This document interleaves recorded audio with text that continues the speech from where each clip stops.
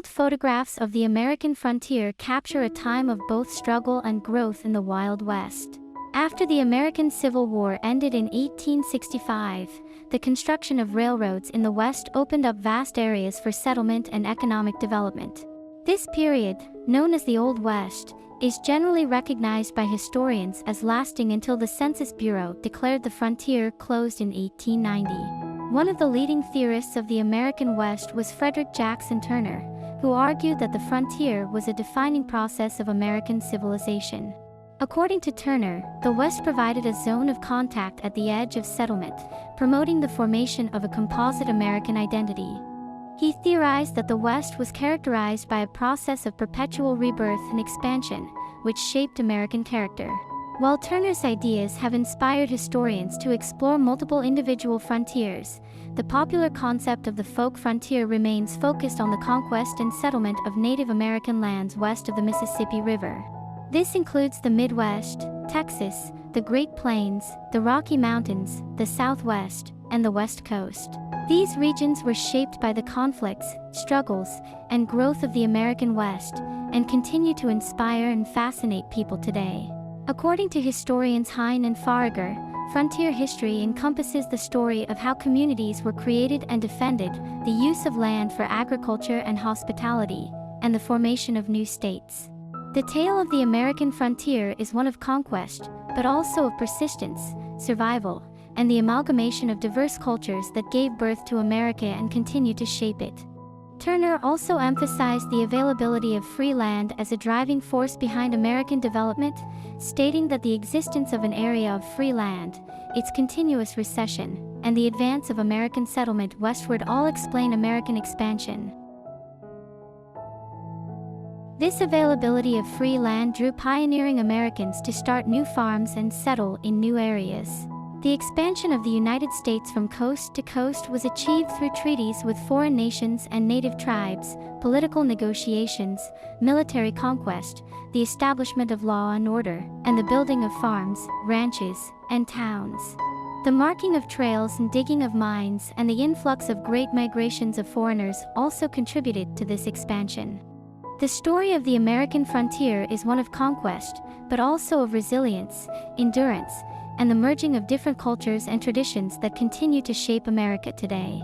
Turner's Frontier Thesis, 1893, argued that the frontier was a transformative process that shaped Europeans into a distinct group, the Americans, who valued equality, democracy, optimism, individualism, self-reliance, and even violence.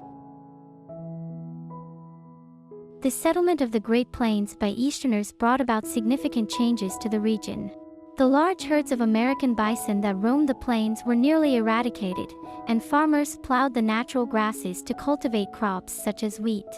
The cattle industry grew in importance as railroads provided a practical means for transporting cattle to markets. The depletion of the bison and growth of white settlement had a profound impact on the lives of Native Americans living in the West. In the ensuing conflicts, Native Americans, despite occasional victories, appeared destined for defeat at the hands of the greater numbers of settlers and military forces of the U.S. government.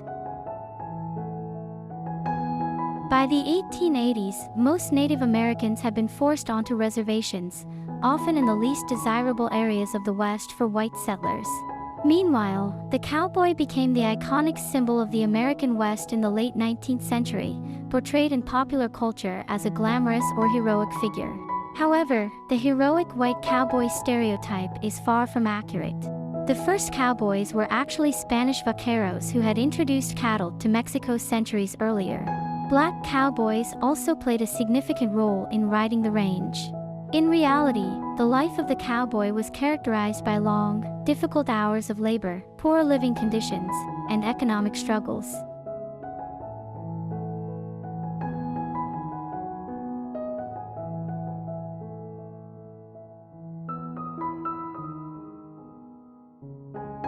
The development of the frontier was also shaped by cities, which served as transportation hubs, financial and communication centers, and providers of goods, services, and entertainment. As the railroads continued to expand westward after 1860, they constructed service towns to cater to the needs of railroad construction and train crews, as well as passengers who stopped for meals at designated stops.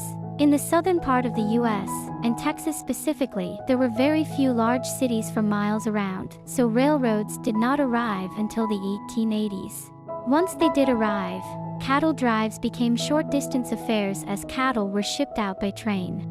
However, passenger trains became targets for armed gangs. Immigrants from Europe established communities with people of similar ethnic and religious backgrounds.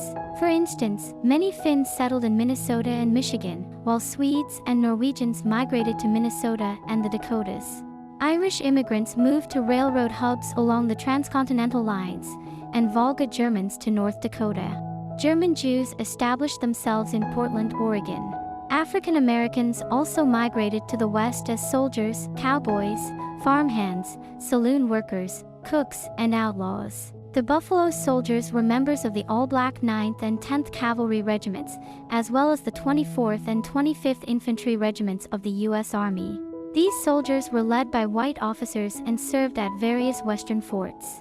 As the West became settled, thousands of black people migrated from southern states to Kansas. They were known as the Exodusters and were attracted by the prospect of cheap land and better treatment.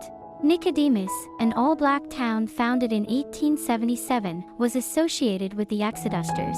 As the American frontier disappeared, the myths of the West in fiction and film took root in the American and foreign imagination. According to David Murdock, America is unique in choosing its iconic self-image, and no other nation has produced a construct of the imagination equal to America's creation of the West.